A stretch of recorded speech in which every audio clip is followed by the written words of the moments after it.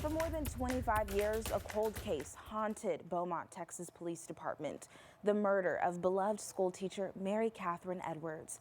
This week's 48 Hours has the remarkable story of how the killer was finally caught. Contributor Natalie Morales is here to tell us more.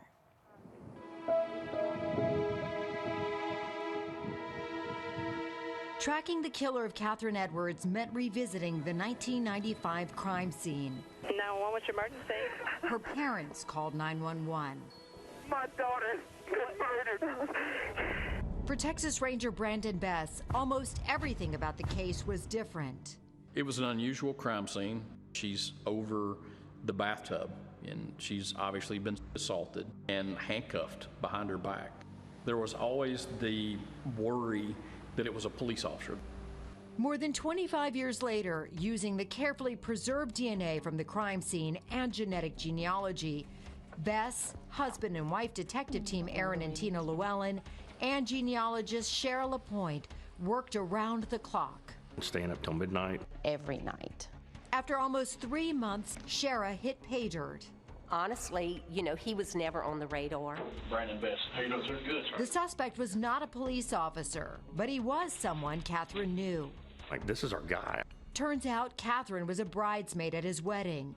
An absolute shock to everyone, including the woman he married, his ex-wife, Diana Coe. I was just like, oh my God, oh God, I can't believe he's done this.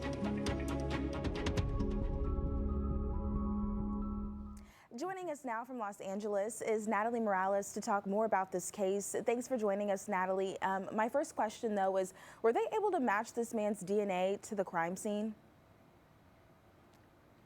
Yes, and how they did it was, using the science of forensic genetic genealogy. They were able to whittle down a list from about 7,400 people down to one suspect who, it turns out, had a criminal record, and they were able to track him to Ohio. They had local authorities there go through his track, take a piece of trash that had his DNA on it, and from that, they were able to match his DNA to the DNA at the crime scene, and therefore they knew they had identified their killer. Lots of work there. Now, without giving everything away, what can you tell us about the killer?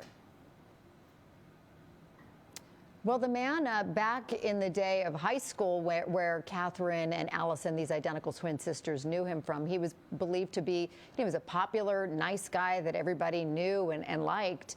Nobody knew about this dark past of his. And Catherine and Allison were actually very good friends with his wife, and it turns out they were bridesmaids at his wedding. So when investigators saw that, they realized this is where the connection was made. This is how the man knew Catherine. Wow. 26 years waiting for answers. How did Catherine Edwards' family respond to this?